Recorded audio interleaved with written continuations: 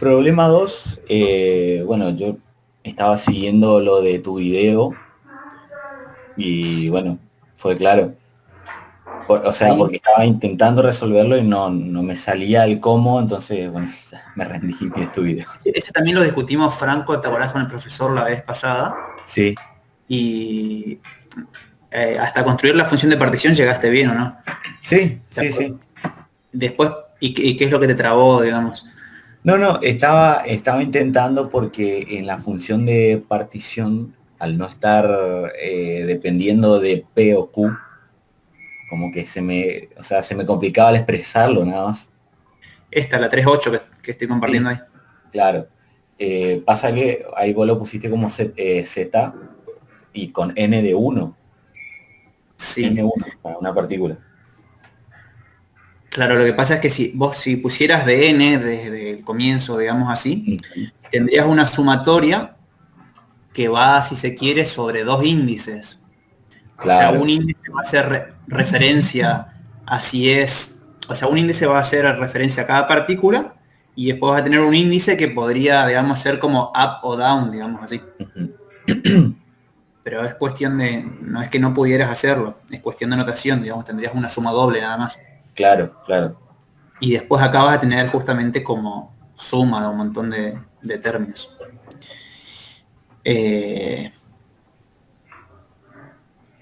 lo que quería mostrarte, esto lo habrás visto, también lo vimos, esa clase con el profesor, pero es esto que está acá, ¿no? En 722, Sí, sí, sí. donde hablábamos justamente de sistemas en los cuales vos tenías valores discretos de energía, Ujú. como en este caso. O digamos, siempre que estés hablando de sistemas cuánticos, por ejemplo, en el problema 4 de la guía se nos pide resolver otra vez osciladores armónicos en conjunto canónico, describiendo el sistema clásica o cuánticamente. Entonces, cuando otra vez querramos definir el sistema, tratar el sistema de modo cuántico, vamos a hablar, vamos a calcular la función de partición con esta expresión que está acá. Ujú. ¿Sí? Tiene que ver con eso, con que tenemos valores discretos de energía. Bien. En este problema, Franco, no sé si llegaste a esto que venía después. Sí, tengo una preguntita antes de avanzar ahí. Sí. Vos habías puesto, no sé si tenés ahí la hoja de Ahí está. acá, viste que vos pones Z de T de uno, sería la 38, Sí. vos le pones ya beta E, o sea, E chica o epsilon más E a la menos beta epsilon. ¿Por qué Claro, los porque dos? ¿Por qué va a dos y no uno? lo que vos estás haciendo es, vos acá estás escribiendo, digamos, cuáles son todos los valores de energía que pueda asumir tu sistema. A Ah, ver, claro. vamos acá. Cuando vos haces esta suma que está acá, esta Sí. suma va sobre todos los estados posibles de energía. Ah, ok, En ok. 7.22, si se quiere, vos estás asumiendo que es la suma sobre todos los estados posibles de energía de tu sistema completo, digamos así. Cuando Ujú. sea tu función de partición de las n partículas. Si es el de una sola partícula, entonces tendrías tu Hamiltoniano completo, digamos así, ¿no? Sí, Si lo construís a partir del de una partícula, aprovechando esta cuestión de que el sistema es no interactuante, son partículas no interactuantes, entonces lo que vas a hacer es sumar sobre todos los estados de energía posibles de una partícula. claro, claro. Sí, ahora entendí, ahora entendí. Eh, bien. Sí, claro, tal vez, fíjate que acá uno está en esta expresión en 722, ya estamos hablando de los S sub I, digamos. Y Sí. acá yo inicialmente lo que hice fue escribir este H sub I, digamos así. Ujú. Este, ok, bien. De todos modos, si querés calcular la función de partición de n partículas desde el comienzo, vas a poder hacerlo. Eso también es otra cosa que hoy te preguntaba el profesor Franco, cuando vos arrancaste con este ejemplo, ¿no? Y pasabas de esta función que tenés acá Ujú. a esta expresión, digamos, de la función de partición. Y en un Claro, momento vos decías, ¿no?, que esta productoria tiene que ver con el hecho de que son partículas no interactuantes. Ahora, en este caso, digamos así, no está haciendo, no se está aprovechando, digamos así, de esa cuestión, sino que en esta propuesta de resolución, uno de entrada dice, bueno, que voy a calcular la función de partición de n partículas, sin valerme del resultado que tendría para la función de partición de una sola partícula. Lo que sucede es que va por el lado de esto que comentaba Marcos, que vos tenés la exponencial de una suma de términos. Y entonces eso lo escribís como la productoria de las exponenciales de cada término.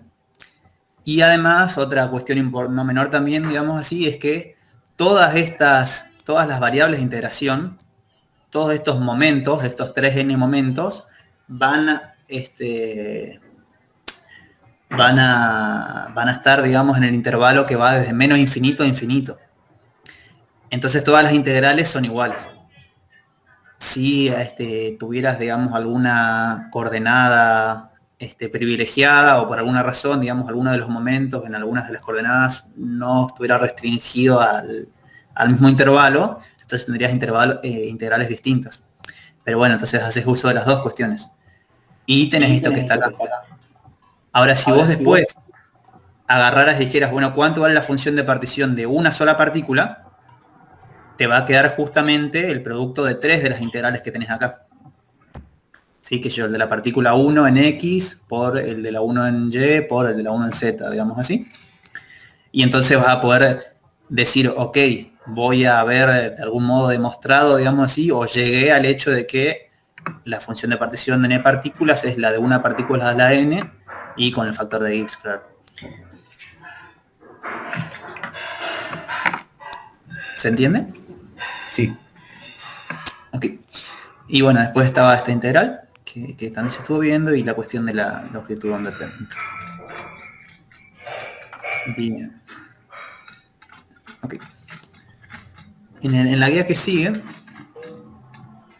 que es esta del sistema que tiene dos energías, digamos, posibles para cada partícula, lo que quería comentarles un poquito, hacer nomás alguna mención, pero hasta si uno, digamos, calcula la función de partición, esto que sigue es muy sencillo, calcular la función de energía libre de Helmholtz, la entropía, la energía interna del sistema. Y lo que tal vez puede costar un poquito más son estas representaciones que se nos piden, acá y acá. Solo quería mencionarles, fíjense que se nos pide que representemos la entropía sobre nk, que va a ser básicamente, a ver si me deja resaltar, no. Lo que tenemos, bueno, es esto, ¿no? Y en función de E, o sea, la energía interna del sistema sobre n por epsilon, o sea, en función de esta tangente hiperbólica de E sobre k por t. Entonces, fíjense, se nos pide graficar esta función que tenemos acá en función de la variable que va a ser, la variable independiente va a ser la tangente hiperbólica de epsilon sobre k por t. Si yo a esta variable independiente, supongo que se la llamo x, acá inmediatamente me va a quedar x. A esto que está acá va a ser la inversa de la tangente hiperbólica de x. Pero luego voy a tener acá una función medio extraña que es el logaritmo natural de 2 por el coseno hiperbólico de E sobre k por t. Entonces, para poder hacer ese gráfico van a tener que escribir este coseno hiperbólico en términos de la tangente hiperbólica. ¿Sí? Entonces la pregunta es cómo se hace para escribir el coseno hiperbólico de algo, digamos, en términos de la tangente hiperbólica. Y para eso sí, ahí uno tiene que valerse de las relaciones trigonométricas, en este caso de las funciones hiperbólicas. Son muy semejantes a las que ya tenemos para las funciones trigonométricas. Con cosas, fíjense que, por ejemplo, antes teníamos, ¿no?, seno de x, seno cuadrado de x más coseno cuadrado de x igual a 1. Acá tenemos coseno hiperbólico de x al cuadrado menos seno hiperbólico cuadrado de x igual a 1. Sí, son expresiones muy semejantes. Y lo que vamos a estar buscando es una relación para el coseno hiperbólico en términos de la tangente hiperbólica. ¿Sí? Entonces, fíjense, lo primero que tenemos es esto que está acá, que es que la tangente hiperbólica, lo voy a escribir así, tangente hiperbólica de x es igual a seno hiperbólico de x sobre coseno hiperbólico de x.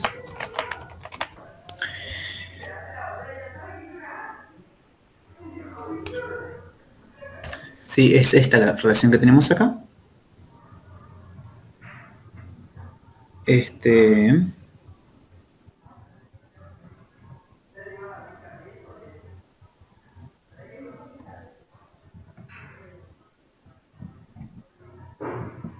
Bien, y luego lo que vamos a hacer es escribir, a ver, fíjense.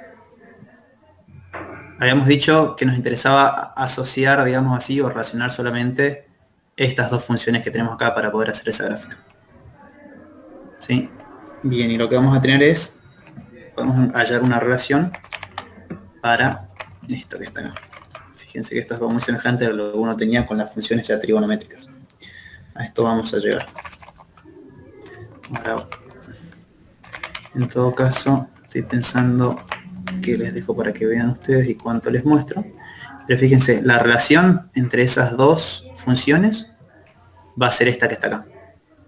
O sea, 1 sobre el cuadrado del coseno hiperbólico de x es 1 menos la tangente, menos el cuadrado de la tangente hiperbólica de x. ¿Sí? Entonces, bueno, básicamente después le va a quedar coseno hiperbólico igual a 1 sobre raíz de 1 menos tangente hiperbólica. Es decir,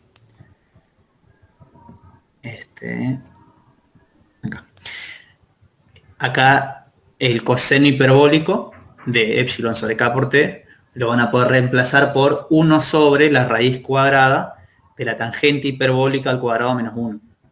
¿Sí? Es decir, va a ser 1 sobre raíz de x al cuadrado menos 1. ¿Sí? Teniendo presente que x, nuestra variable independiente, es la tangente hiperbólica de epsilon sobre k por t. ¿Se entendió la idea?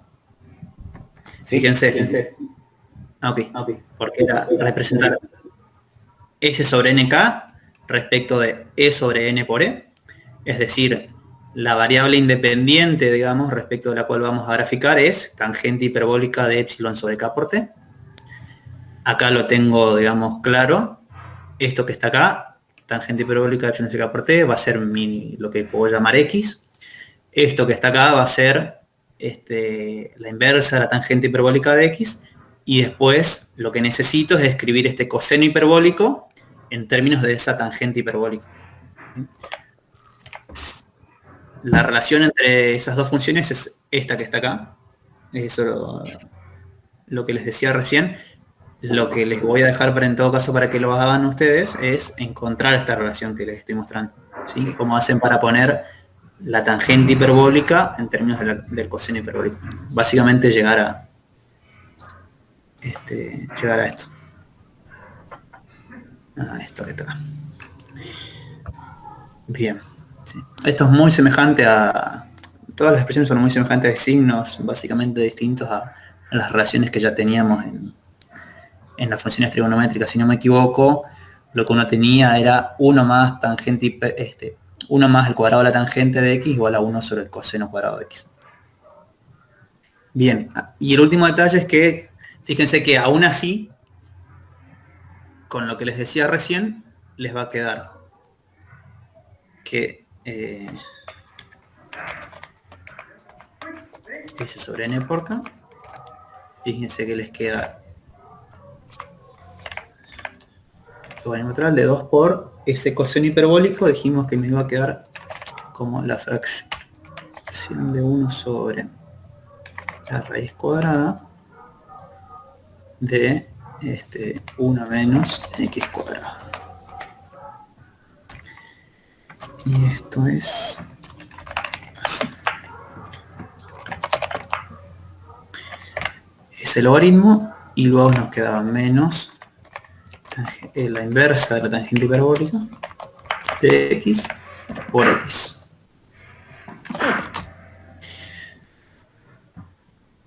Sí, esto vendría a ser, digamos así, nuestra y de x. Ok, esto, ¿cómo lo hago? Así. Bien, fíjense. Esto es lo que nos interesaría graficar, ¿sí?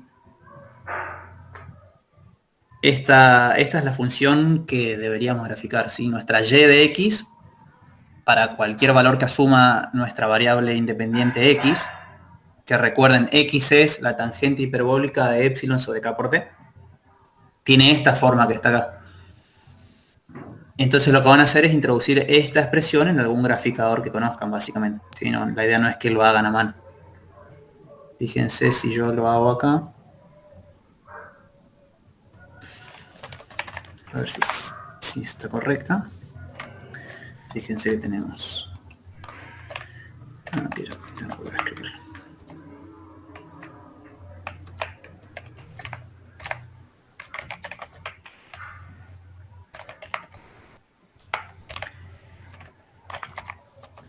A ver si lo hace así.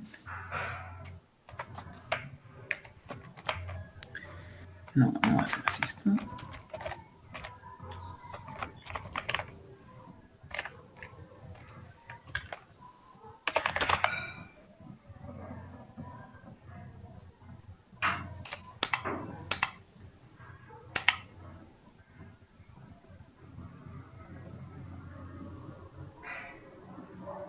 Si no, pueden probar también con GeoGebra, por ejemplo, o algún otro programa que conozcan, ¿no?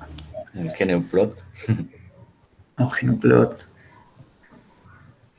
Ok, acá hay algo que no está bien, tendría que mirarlo de nuevo, porque lo hice ahora nomás rápido.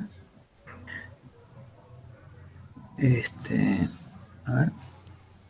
El natural de 2 veces lo que era el coseno hiperbólico, que es 1 sobre 1 menos la raíz del cuadrado. Ah, cotangente hiperbólica, no, acá me tomo esto mal. Arco. No es de la cotangente. Bueno, acá me está tomando mal el arco tangente de la tangente hiperbólica. Me está haciendo el arco de la cotangente hiperbólica. A ver.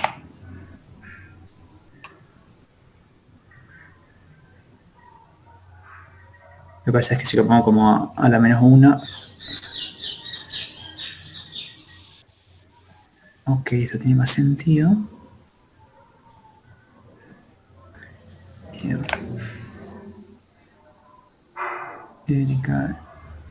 Ok, creo que hay un signo. Puede ser que haya un signo dando vueltas, ¿sí? Porque acá tenemos este menos que está acá. Entonces esto en realidad está al revés para... Ok, habría que ver. Tendría que revisarlo un poco mejor, pero creo que sería así.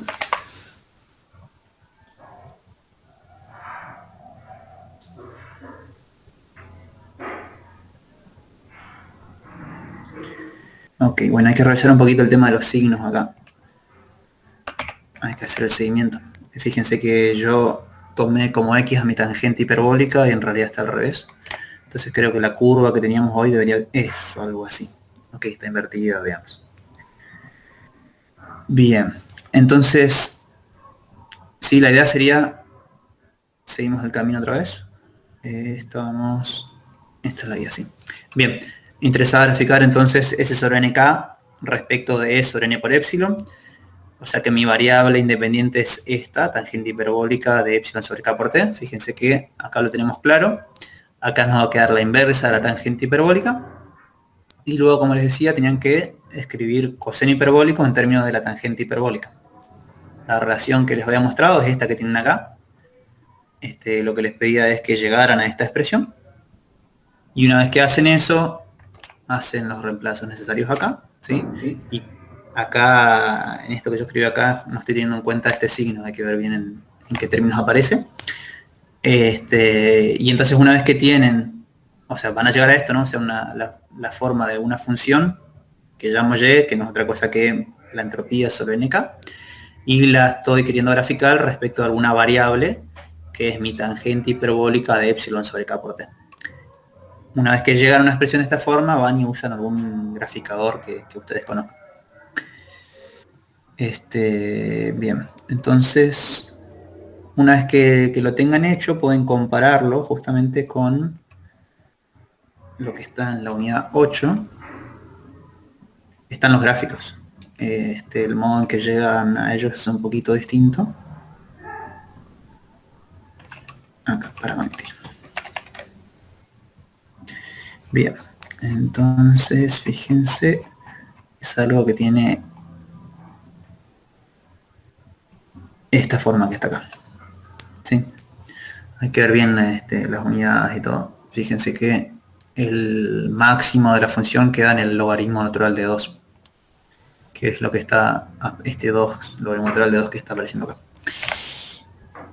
Sí, entonces, bueno, después acá también van a ver si hace justamente un análisis a raíz de lo que se observa en esta curva.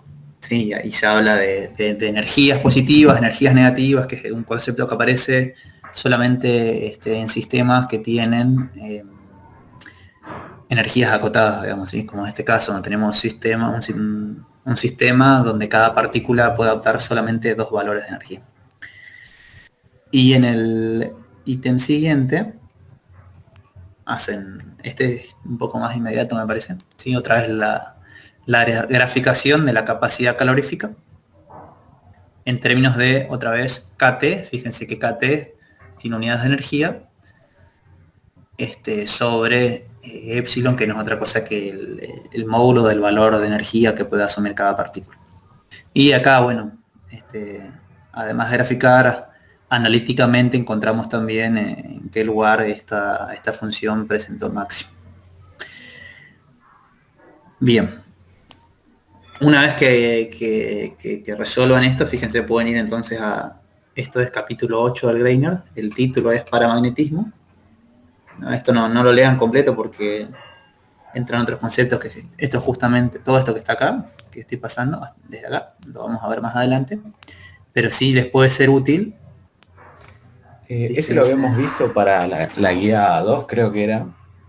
A este problema también con el Sí, microcanónico. sí. Sí. Y fíjense, esta expresión que está acá, la 860, es la que está en la guía.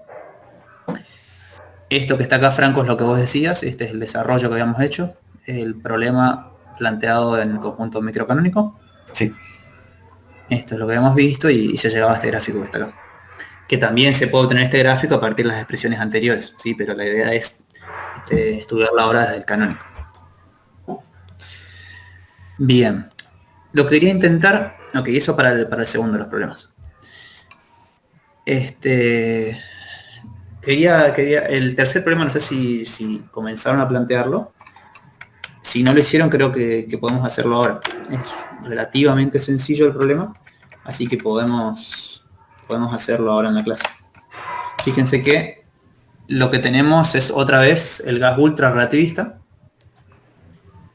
Y se nos pide calcular la función de partición del gas ultra relativista. Y bueno, como siempre, ¿no? Una vez que calculamos la función de partición, deducir la función de Helmholtz. A continuación, deducir la energía interna del sistema y después las capacidades caloríficas a volumen o a presión constante. ¿Sí? O sea, se nos pide llegar básicamente a estas 3 expresiones que tenemos al final. Después lo que vamos a poder hacer también es comparar justamente este resultado con el que habíamos obtenido para el conjunto microcanónico. Ustedes todavía no llegaron a plantear este problema, ¿no? No, yo no. Ok, tomamos entonces 10, 15 minutos, 15, 20 para que puedan avanzar ustedes por su cuenta y después comenzamos a discutirlo. Se pueden ayudar para comenzar con, si no se acuerdan la expresión del Hamiltoniano, vayan a la guía anterior. Fíjense. Acá. El problema número 8 de la guía. ¿Sí? Sí.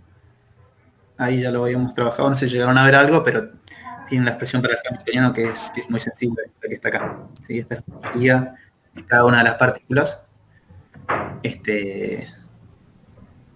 Donde este momento es el módulo del momento de cada partícula. Ok, hacemos eso, tomamos unos 15, 20. Cualquier cosa, si se traban antes, avísenme y lo retomamos antes.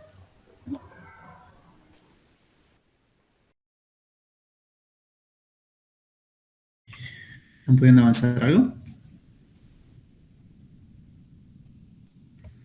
Sí, va, yo propuse unas cosas, pero no sé si está bien. O sea, quise como integrar así directo y no estoy encontrando la tabla de la exponencial todavía. Ahí la Eh, pongo en el Wolfram. 2 segundos. ¿Cuál integral no encontrás, Franco? Es delta de x por e a la x, a la menos x. ¿Cómo delta diferencial de x? Sí, perdón, diferencial de x por e a la menos x. Eh, ¿Directamente así te quedó? Sí, o sea, hice todo un cambio de variable y me quedó así. Claro, pero... Ok, habría que ver cómo llegaste a esa expresión. Pero si es la integral, vos tenés la integral directamente de la exponencial de menos x, ¿me decís? Sí, a la menos x. Y claro, la derivada de la exponencial es la misma exponencial. Ujú, Entonces la integral también te queda otra vez la misma expresión, ¿no? ujú, O sea, la integral de la exponencial de menos x es la exponencial de menos x. ujú. Con un signo, digamos, nada más. Cambiado. ¿Sí? Sí. Fíjate, o sea, haces la derivada y te da lo mismo con un cambio de signo, entonces la integral es lo contrario. La operación inversa. Estoy pensando igual, vos estás integrando Franco en las coordenadas x, y, p, x, p, y, p, z. No, no, no. Hice solamente. ¿Pasaste, pasaste a esféricas? Eh, no. Ok, a ver.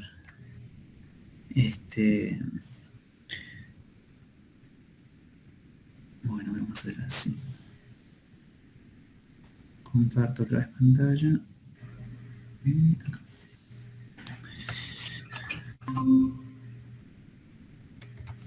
Ok.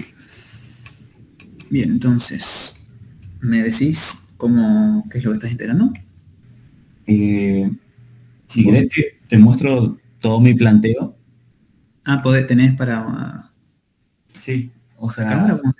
sea, no, no. O sea, si querés te dicto. Ok, dale, hacemos así. Sí. Bueno,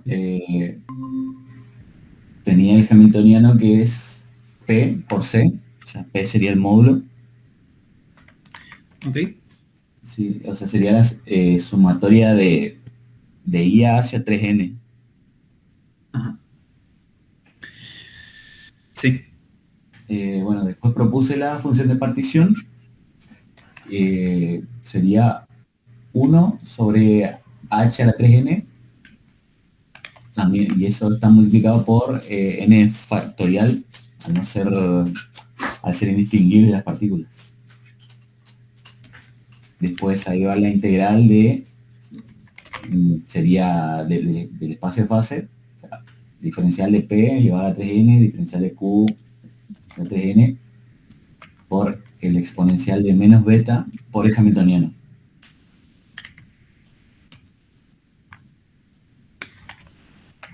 exponencial de menos 3 beta. No, de menos beta por el hamiltoniano. Ok, entonces, y el hamiltoniano, vamos a hacer así.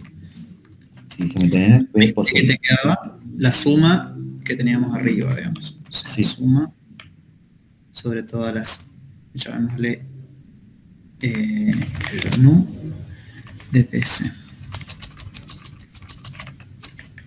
Ok. Así, ¿no? Donde estas P son P sub nu. ¿Sí? Bueno, no se ve nada ahí, pero No, ¿no ves? no, no, eso lo veo H igual a P por C. Ya. Ok. Pensé que mientras... Ok, pero voy a compartir la pantalla completa así ven mientras estoy editando las ecuaciones. Ahí está. Ok. Ahí se ve, ¿no? Sí, Esto es lo que no estábamos viendo. Bien, entonces te va a quedar otra vez lo mismo, con el volumen a la n potencia seguramente, sí. sobre h a la 3n. n factorial. Bien, y la integral. Esa cómo la transformaste, digamos. Bueno, me quedó la integral. Y ahí lo que hice fue expresarlo como la productoria de la integral. Vos tenés la sumatoria sobre estas exponenciales. Ajá. Entonces lo que haces es escribir la productoria de un montón de integrales iguales. Son 3n Claro. integrales Sí. de cada uno de los términos. O sea, te va a quedar así. Esto sería productoria Ujú. de... Ok, voy.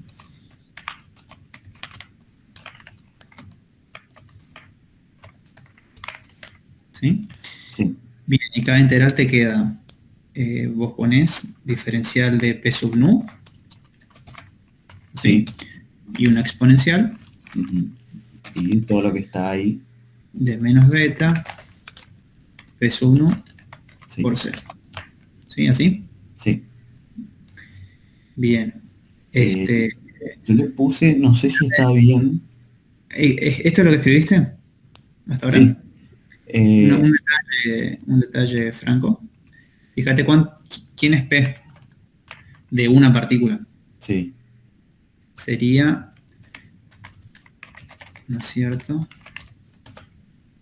Perdón.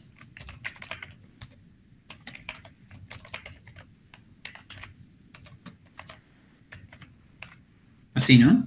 Sí. Sí, sí, eso lo tengo aparte. Ok.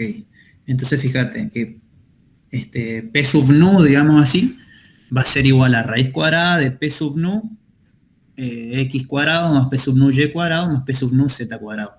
Sí. Entonces, en esta expresión que tenés acá, estos, lo primero que diría, ¿no? Estos P que están acá, fíjate que no va sobre... esta suma no es del todo correcta, ¿no? Fíjate que para cada partícula vos tenés el módulo de su momento. Sí. ¿Sí? Entonces, hasta acá esto es correcto, pero esta sumatoria sobre las nu va de 1 a cuánto, dirías vos. Y ahí sería de 1 a 3n. ¿Por qué a 3n? O sea, para cada partícula, ¿cuántos módulos de P tenés? Eh, no, no, y voy a tener un solo módulo nomás. Claro, ¿no? Entonces, para cada partícula vos tendrías un término acá Sería dentro de tu exponencial. de 1 a n. Y además cada término, digamos, tiene esta forma que está acá. Ajá. Sí, fíjate. Mira, eso lo tenés acá. Fíjate que vos tenés una sumatoria de 1 a n Ujú. de estos Ah, módulos claro. de P1 que están acá. Otra vez acá, tenés una productoria de n Ah, términos, Q. donde en el argumento tenés el módulo de P sub 1. Sí. Ah, ¿Sí? y lo Entonces, puse Q. hasta acá, yo te diría en todo caso no sigas todavía del libro, intentando resolver así por tu cuenta. Entonces, acá te queda esto así, Claro, donde no tenés que olvidar quién es este P sub 1 que está acá. Es claro, claro. esto que tenés acá. ¿Sí? Y entonces ahora tenés que ver cómo haces para resolver una integral que tiene la forma diferencial de P sub nu por, vamos a hacer así, e elevado a la, ¿cómo Pero es? ahí Menos tendría que estar beta. elevado al cubo SP. Ahí voy, mira. P sub nu, vamos a hacerlo así. Nu x. P sub nu x cuadrado más P sub nu y, P sub nu z. Ok. Y esto sería así. ¿Sí? Sí. Bien. En todo caso, lo que vamos a hacer es, como vamos a tener integrales que son iguales, ya podemos sacar este índice.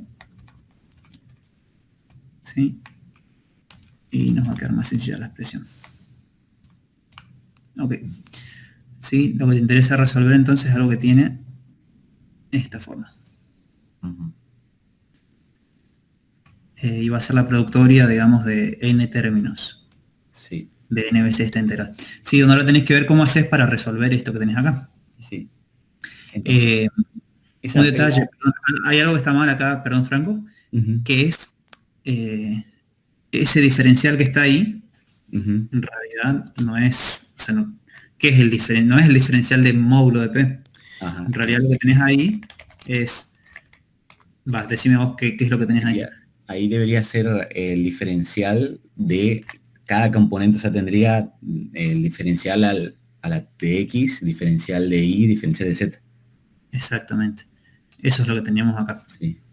¿Sí? Entonces vos tenés que hacer la integral de diferencial de Px, Py, Pz, Ujú. exponencial de menos beta a raíz de esto que tenés acá. Claro, y ahí hacíamos el cambio de variable que contó el profe, o sea, acá yo diría, bueno, SP es un radio, la raíz de P cuadrado, PX, PY, PZ, eso sería como, podríamos llamarlo R si quisiéramos. Sí. Ajá. ¿Qué R es esta? Va a Y ser ese como tu R sería, cuadrado, ¿no? sí, En realidad lo que tenés, es, llamémosle de todos modos P. Esto es P cuadrado. ujú, Sí, es el módulo de P al cuadrado. ujú, El módulo del momento de cada partícula, digamos, al cuadrado. ujú.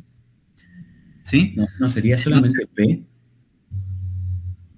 perdón, sí, P. Ahí Ah, está. sí, sí. Bien, entonces vos estarías integrando la exponencial de menos beta por P, por diferencial de Px, diferencial de Py, diferencial de Pz. ¿En qué espacio creerías que es más fácil hacer la integral? Y ahí no habría que pasarlo a esféricas. Exacto, te convendría pasarlo a coordenadas esféricas. ¿Qué es lo que ya estás haciendo, Franco, digamos, ¿no? Cuando pasas de trabajar, este, transformás, digamos así, esta variable, en vez de escribirla en términos de las componentes x, y, z, fíjate que la escribís en términos de p, que p no es otra cosa que una de las coordenadas en esféricas, Ujú. ¿sí? Ajá. Entonces lo que te queda es esto que está acá, Sería esto P, que básicamente, esto es el diferencial de volumen en cartesianas, claro. ¿sí? Entonces lo que tenés que hacer es escribir ahora el diferencial de volumen en esféricas. ¿Te acuerdas la Sería, forma que tiene? sería P cuadrado, seno de tita, diferencial de tita, diferencial de phi, diferencial de P. Sí, mantenemos el P en lugar de R. Exacto, Sí, entonces sería un 4pi por un lado. exactamente. Y te queda integrar p cuadrado exponencial de menos beta p. Ajá. Eso. Ah, Y ahí ahí fíjate si puedes recurrir a la integral que resolvimos hoy o a esa integral, a la derivada que usó el profesor la otra vez, sí. para resolver esa integral. ¿Marco se entiende? Ok.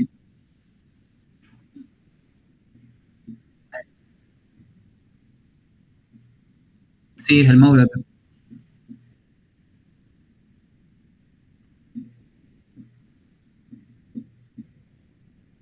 Uy, me mataste.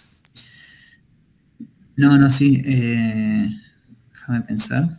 Fíjate que lo que vos estás diciendo básicamente es cuál es,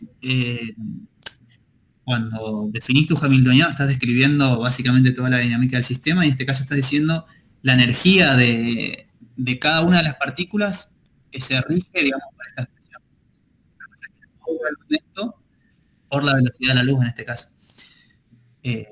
Siempre que hablas de partículas en el régimen relativistas o ultra relativistas, de hecho vas a tener eh, términos, digamos así, o expresiones en las cuales aparece involucradas la velocidad de la luz.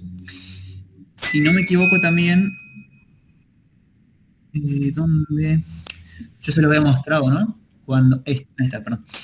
En la guía anterior, cuando vimos este problema, a ver si lo llegué a transcribir. Ok, creo que no lo tengo transcrito. Yo tengo una duda. Acá en este caso, los extremos de integración son de menos a infinito más infinito, ¿no? Eh, O de ok, cero a... ahí bueno, Marcos.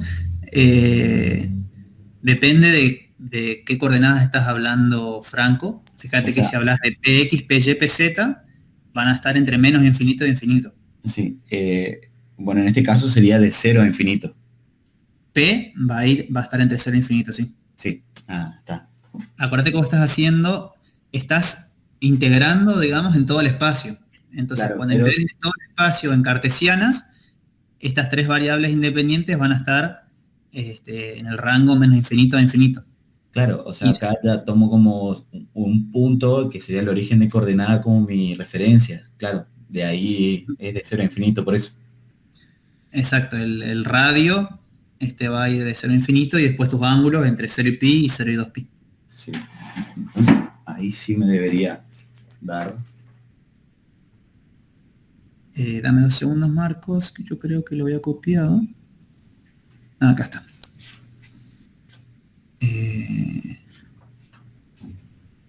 Bien. Igual no es necesario, digamos, que esto lo planteen Marcos. Está medio borroso acá. Pero básicamente esto es lo que les había mostrado, no sé si recordás, que es esta expresión que está acá, E igual a P cuadrado C cuadrado más M cuadrado C cuarta, es la expresión de la energía para una partícula libre, digamos, es decir, que no interacciona ni con otras partículas ni con campos externos, no hay otra interacción, para una partícula libre, en el régimen relativista, ¿sí? Tiene esta forma que está acá. La deducción no es tan trivial, Marcos. De hecho, si uno, por ejemplo, uno habla después de lo que es cuántica relativista, uno, así como tenemos la ecuación de Schrödinger, en cuántica relativista tenemos lo que es la ecuación de Dirac, digamos, que es justamente descripción de partículas en el régimen relativista, podemos llegar a una expresión de la energía que tiene esta forma, justamente, quiero decir, para hacer el camino formal, y obtenés, así como en el régimen no relativista tenemos funciones de ondas que son de 2 componentes, en el régimen relativista tenemos funciones de ondas que son de 4 componentes, y bueno, se agrega toda una dificultad extra, por supuesto. Ahora, sabiendo que esta es la expresión para la energía de una partícula libre en el régimen relativista, es decir, estamos contemplando los efectos que aparecen cuando las partículas o esta partícula, digamos, se mueve a velocidades cercanas a la de la luz o comparables a la velocidad de la luz, esta es su energía. Y en el régimen ultra relativista lo que estamos diciendo justamente es que, o sea, estamos hablando de altas energías, estaríamos diciendo que esta partícula tiene velocidades muy altas. ¿Sí? En ese caso lo que decimos es, este término, P cuadrado C cuadrado, es mucho mayor que la energía en reposo de la partícula. ¿Sí? Este término que está acá, digamos así, tendría que ver con la energía cinética, y este es un término que aparece en el régimen relativista, que es lo que sería la energía en reposo, digamos, de la partícula. Y cuando estás en el régimen ultra relativista, como es lo que plantea este problema, lo que estás diciendo es que justamente la energía de la partícula es muy alta y este término va a ser mucho mayor que el de la energía en reposo. ¿Sí? Ahora lo que te interesa o lo que nos interesa a nosotros, o sea, nosotros partimos de acá, digamos, así como si, a ver, si volvemos, por ejemplo, a el problema 2, ¿sí? Fíjate que en el problema 2 uno podría estudiarlo sabiendo simplemente que el hamiltoniano de mi sistema o las energías más bien de cada partícula van a ser más épsilon o menos épsilon. Después, en un caso particular, como es el de esta cadena de espines, digamos, podés tener que este epsilon va a ser igual a mu por beta, ¿sí? Pero en principio podrías hacer este análisis y después este epsilon va a tener va a estar asociado a distintas cantidades en función de cuál sea tu problema particular, digamos así, ¿sí? Pero que yo estamos analizando, decimos, bueno, ok, esta es la energía de mi sistema, mi hamiltoniano va a tener una forma y calculo todo lo que se me pide, ¿no es cierto?, las variables termodinámicas. Del mismo modo, digamos, para esta partícula, perdón, más bien gas ultra relativista, conocemos de entrada, digamos así, cuál es el hamiltoniano de nuestro sistema, cómo describimos a este sistema, y bueno, y procedemos a hacer todo lo que sí. No sé si iba por ahí, no quiero meterme en mucho más que eso porque nos vamos a complicar innecesariamente. No es tan inmediato llegar a esta expresión.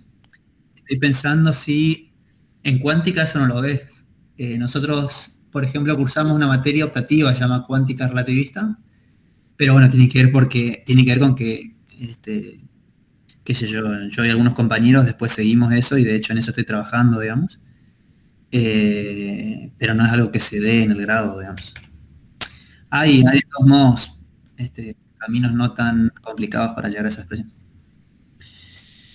Pero bueno, eso, de momento nos interesa, o sea, nos interesa eso, digamos, o sea, sabemos que la energía de una partícula en el régimen relativistas tiene una dada expresión, digamos, o sea, podemos describirla de esa manera. Bien. Avísame en todo caso, Franco, cuando termines de Sí, encontrar los ya llegué a resolver la integral. A ver si está bien. Ok, ahí voy. Pantalla completa.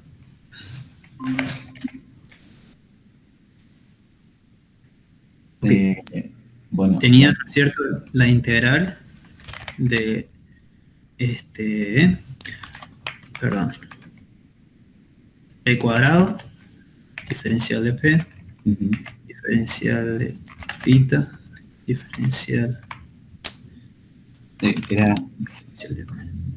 Espérame que estoy escribiendo mal, me parece. Era p cuadrado seno, diferencial de seno de tita, diferencial de tita, diferencial de pi. Ok. Y está faltando función, ¿sí? Que era la exponencial de menos beta por teníamos p directamente. Sí. Ok.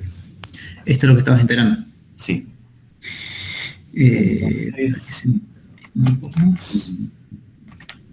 Integrando la parte angular, me queda 4pi. Y después me queda la integral de, sería p cuadrado exponencial de menos beta por p. Exacto, sí. Entonces, integrando eso, el resultado es una función gamma que sería igual a n más 1 sobre... ¿Perdón, esa integral la buscaste así directamente por tabla o hay un paso previo? No, la busqué por tabla, a esa. Porque estaba justamente tabulada ahí.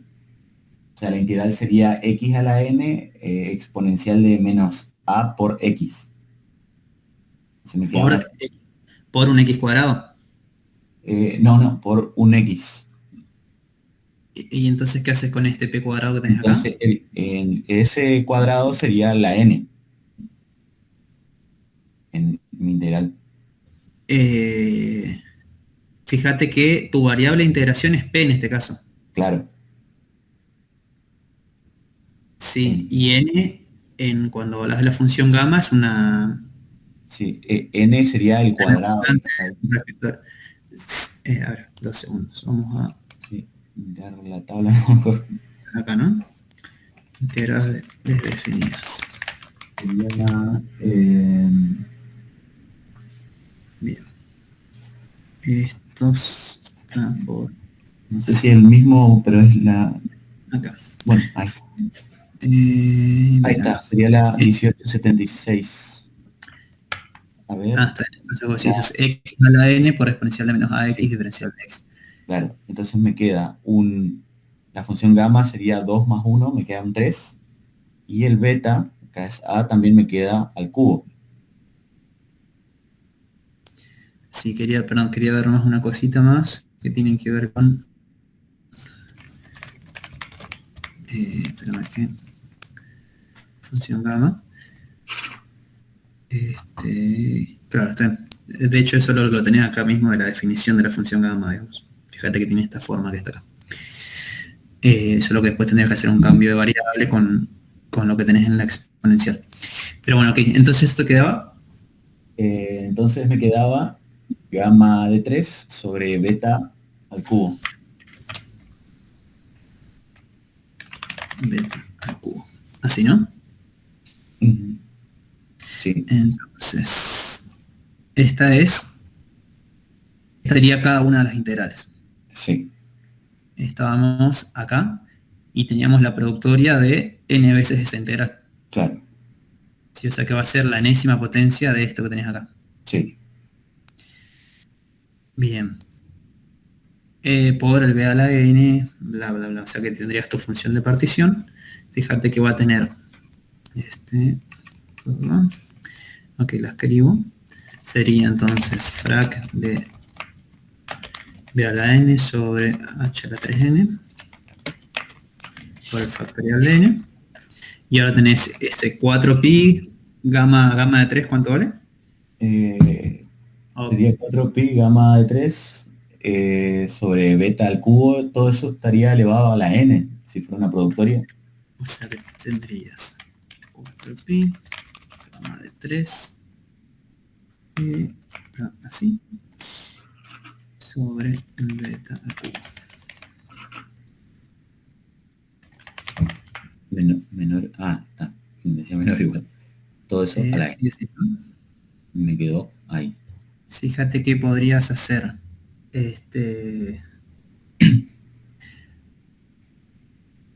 fíjate que tenés este B a la N que está afuera, lo podés poner acá. Acá. 4pi B a la B, perdón. Ahí está. Entonces este B lo puse adentro nada más. Después el H que está acá, también lo podrías poner adentro de esa otra expresión, donde vas a tener simplemente, era H a la 3N, ¿no es cierto? Entonces te queda H elevado a la 1/3. Sí, así. Y era una factorial afuera. Bien, y después esto podrías escribirlo inclusive en términos de potencias a la n sobre 3 o a la 3n, digamos. Y reescribir los términos. Me está llamando la atención en la función gamma. Sí, estaba bien así, pero vamos a mirarlo. Estamos acá. Fíjate que... Ok, esta acá haces un cambio de variable y te queda 1 sobre n factorial. Claro, fíjate que la función gamma te queda 8 elevado a la n. Sí. A ver, espera. La función gamma y este 4 pi, este 4 que tenés acá. Te queda 8, el pi, el b, todo eso tenemos acá. Y después, bueno, acá simplemente reemplazó el 1 sobre beta por kt, el h y sc. Sc lo dejamos en algún lugar, Franco. Está faltando el c de acá de la exponencial. Sí, sí, sí. Sí, acá yo me lo olvidé. ¿Sí? Acá va una c también. ¿Sí? Sí. Fíjate que tenías la integral de la exponencial de menos beta, módulo de p de cada partícula por c. Sí. Sería c al cubo también. Sí. En realidad te queda en el... A ver, te queda en el denominador. Fíjate que te queda en pie de igualdad con beta. ¿Por qué es, perdón, h a la 1 sobre 3 y no simplemente al cubo? Es que estaba... Como es a la 3n. Sí, está mal acá. Sería la 1/3 si lo pusiera arriba. Sí. Ya está. Bien. Y con eso tenés entonces la función de partición. ¿Sí? Y después te queda calcular función de energía de Helmholtz, energía interna, y de ahí sacar estas con las derivadas, básicamente. La energía interna de los calores. Sí. Sí, en unos 10, 15 creo que llegas. Fíjense esto que está al final del capítulo 4 sería, de Greiner. No sé cuánto recuerdan de las relaciones de Maxwell, pero fíjense, esta es una parte importante, digamos, que sirve para establecer relaciones entre las distintas variables termodinámicas.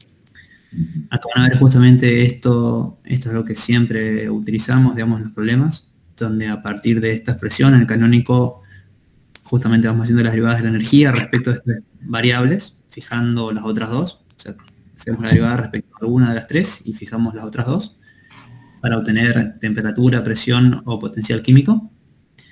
Y en lo que sigue después justamente van viendo cuáles son las relaciones entre las distintas variables termodinámicas. ¿Sí? Fíjense acá, por ejemplo, tenemos la de la energía libre de Helmholtz, etcétera. ¿Sí? Acá está. Este cuadrito capaz era que establecía justamente las derivadas, las relaciones a través, perdón, de derivadas, que yo derivada de P respecto de B y su relación con S, etcétera. ¿Sí? Capacidades caloríficas y demás. Todo esto, de todos modos, también es importante tener siempre presente que son conceptos, digamos, que están asumidos y no son los que estamos, digamos, explorando en este momento, ¿sí? O sea, la exploración va más bien hasta, digamos así, haber obtenido la función de partición y a raíz de dicha función, digamos, calculamos las demás propiedades termodinámicas. Pero todas estas relaciones que luego vamos usando son, digamos así, herramientas que ya las tenemos, no es que las estamos desarrollando ahora.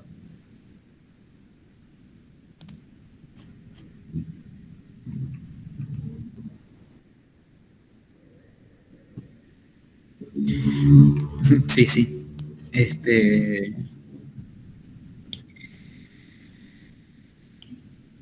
Sí, estoy pensando, nunca la he visto con otra notación. Basta en todo caso que cuando la escribas definas que vas a trabajar con eso, creo que está por escrito.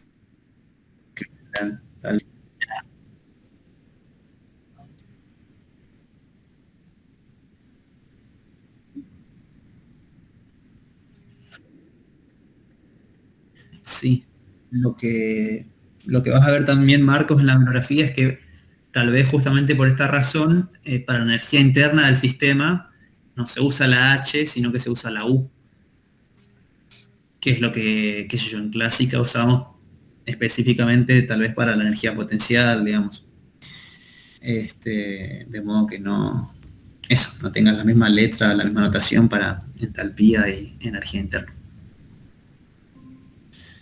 Esto es... Si querés te cuento rapidito cómo Dale. llegan los resultados. Habíamos quedado que Z era 1 sobre n factorial por 8pi por B por K por T sobre HC, todo eso al cubo, y todo ese 8pi por eso el cubo estaba elevado a la n. Sí. Bueno, después teníamos que la función de energía libre. Sí es. Bien. Sí. Bueno, después teníamos que la función de energía libre era menos K por T logaritmo natural de Z. Entonces, ahí me quedó, sería menos K por T logaritmo natural de todo lo que está elevado a la n, menos logaritmo natural de n factorial. Exacto. El n factorial, bueno, apliqué el principio de Stirling y me quedó n logaritmo natural de n menos n. Sí. Entonces, como tengo una resta de logaritmos ahí, me queda tipo logaritmo natural de 8pi sobre n, está el volumen, K por Sí. T sobre HC, todo eso al cubo, y sumado a 1. Creo que me habré comido un signo por ahí, pero bueno. Por este signo acá decís. Sí. No, está bien, porque me suma, sí. Está dividiendo acá, ¿no? Sí. Bien. Entonces, después me queda la función menos KTN, todo eso por 1 más logaritmo natural de 8pi volumen sobre n, K por T, sobre HC al cubo. Bueno, después, por un lado, anoté, el calor específico a volumen constante era delta de U sobre delta de T. El calor específico a presión constante era delta de H sobre delta de T. Siempre en el caso límite, ¿no? Sí. Digo, si pones en términos de los deltas, es cuando esos deltas tienden a cero, digamos. Claro. O sea, es tu derivada. O sea, tenés la derivada de la energía interna respecto a la temperatura y derivada de la entalpía respecto de la temperatura. Sí. Y la entalpía es la energía interna más P por B. Y P por B, bueno, ahí está, es igual a N por K por T. O sea que vos necesitas Sí. Todavía no la... terminé. Me queda todavía después ver que la energía interna es la energía libre más T por S. Exacto. Sí. Bueno, ahí está. Y Sí, después, bueno, ese era menos la derivada de la energía libre sobre la temperatura. Todo eso a exacto. volumen y ahí está volumen y número n constante. ¿Esta te Entonces acordás? ¿No? ahí, ¿Planteaste la diferencial de F? sí, sí, sí. Entonces Eso yo yo lo que siempre hice, quiero saber de dónde salen estas, digamos. sí. Entonces yo hice la derivada de f. Entonces sería nk por t derivado más todo lo que está entre corchetes sin derivar más todo lo otro sin derivar. Hice todas las cuentitas Exacto. y bueno, y me da lo que está ahí que sería n por k kn, perdón, y todo lo que está dentro sería 4 por logaritmo natural de 8 pi b sobre n, k por t h c, todo eso al cubo. Exacto. Bueno, una vez que está eso, reemplacé en lo que sería la energía interna, sería F más TS, Ujú. y ahí se me van los logaritmos y me queda menos NKT más NKT por 4. Me queda como energía interna 3 NKT. Una vez que tengo esa U, esa energía interna, la derivo con T y tengo 3 NK, que es lo que sería el primer calor específico, a volumen constante. Después, yo tengo la entalpía, la diferencia de entalpía con respecto a la temperatura, y eso me queda 3 NKT más, como era P por B, es lo mismo que NKT, me quedó 4 NKT. Eh, ok, sí, sí. Sí, está medio desordenado nomás, pero ahora No, con pero está. Te queda 3 NK y 4 NK, digamos. sí. Eh, sí, no sé si dijiste NKT. Eh, Fíjate que vos no, estás derivando NK, respecto a ese. Ok, perfecto. sí, NK, cierto, me falta. Sí, sí me falta. Bien. Y con eso estaríamos, ¿no? ¿Qué es lo que te está pidiendo acá? Fíjate que, por ejemplo, el calor específico, digamos, a volumen constante, te queda independiente de la temperatura. Claro, Y como vos decías, digamos, tenías básicamente tu delta de energía sobre delta de temperatura. Es decir, estás diciendo cómo cambia la energía de tu sistema al variar la temperatura, digamos. ujú, Y fíjate que te queda ese calor específico, perdón, te queda independiente de la temperatura a la que esté tu sistema, digamos. sí, Es decir, cuánto va a cambiar tu energía, la energía del sistema. Al variar la temperatura es independiente, no quiere decir que no vaya a variar la energía interna del sistema al variar la temperatura. claro, pero es Sí, independiente de quiere la decir temperatura en que esa sí. variación es independiente del valor de la temperatura, Ujú, solo depende de los gradientes de temperatura. sí, ¿Sí? Y de hecho, si mirás cuando la temperatura absoluta, perdón, eso, te queda, digamos, un valor constante, básicamente. ujú, Eh, y otra cosa interesante también que se puede hacer acá es esto que el último párrafo que está en el libro. Fíjense que este ejercicio lo habíamos resuelto también en el micro canónico y en algún momento habíamos hecho esta aproximación que está acá. ¿Sí? La ajá, suma de los valores medios de módulo de Px más módulo de Py más módulo de Pz lo habíamos aproximado como raíz de 3 veces el módulo, digamos. Habíamos usado esta aproximación. Mientras que ahora, además, después hicimos, ¿no? Cuentas que eran un tanto más complicadas por la forma del volumen que teníamos que integrar en el espacio de fases. Sí, pero más allá de esas complicaciones hicimos una aproximación. Entonces, cuando se hace la comparación entre la entropía que hallamos ahora en el canónico y la que habíamos hallado en el microcanónico, se encuentra justamente una pequeña diferencia. Fíjense que dice, en el caso anterior, aparecía un factor 1,539, mientras ahora tenemos este factor que vale vale 0,931. ¿Sí? Ese es el factor, digamos, en el logaritmo. ujú, Está este 3 al cubo y este 8 pi que está acá. Y bueno, justamente esta diferencia hacer referencia o esta diferencia parte de haber hecho esta aproximación que está acá.